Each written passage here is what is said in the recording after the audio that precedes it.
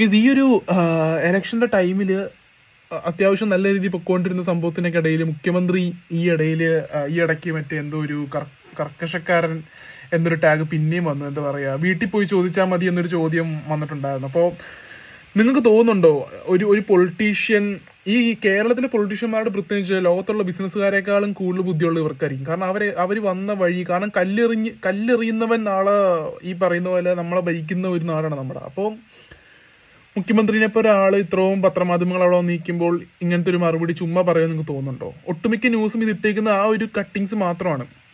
അപ്പോൾ ഇതിൻ്റെ ഒരു സംഭവം എന്ന് വെച്ച് കഴിഞ്ഞാൽ, മുഖ്യമന്ത്രിനെ പോലത്തെ ഒരാൾ ഇങ്ങനെ ഒരു ഇത്രയും പേരുടെ മുമ്പിൽ വെച്ച് അത് ചുമ്മാ പറയത്തില്ലല്ലോ. സോ പുള്ളി അത് ജെന്യുവൻ ആയിട്ടൊരു കാര്യം പറഞ്ഞു. നിങ്ങളും ഓപ്പൺ ആയിട്ട് പറയുന്നൊരു കാര്യം പുള്ളിയും പറഞ്ഞു. പക്ഷെ ഇത് മുഖ്യമന്ത്രി ആയതുകൊണ്ട് നമ്മളെല്ലാവരും നോട്ട് ചെയ്യുന്നു.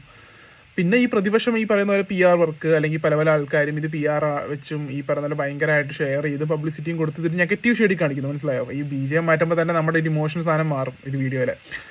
അപ്പം അങ്ങനെ കൊടുക്കുന്നു. പക്ഷെ നിങ്ങളൊന്ന് ഓർത്ത് നോക്കി, ബാക്കിയുള്ള പല നേതാക്കന്മാരും ഭയങ്കര സാധുവിനെ പോലെ അഭിനയിച്ച് ഭയങ്കര നന്മമരങ്ങളാന്ന് പറഞ്ഞ് കാണിച്ചിട്ട് ജയിച്ചു കഴിയുമ്പോൾ, അല്ലെങ്കിൽ ഈ പറയുന്ന പോലെ അധികാരം കിട്ടിക്കഴിയുമ്പോൾ അവരുടെ സ്വഭാവം മാറി നമ്മൾ കണ്ടിട്ടുണ്ടാവും.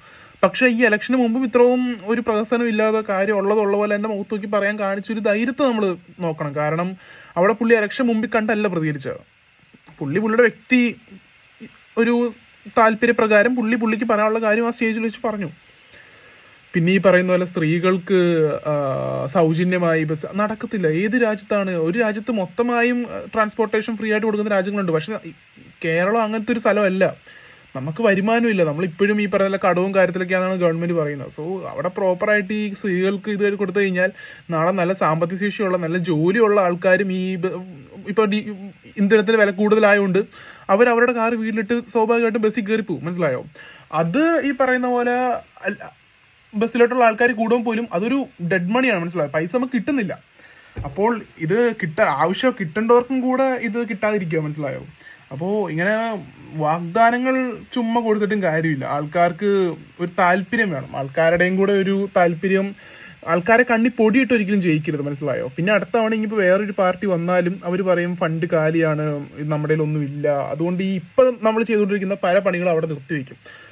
അങ്ങനെ ഒരു സംഭവമുണ്ട്.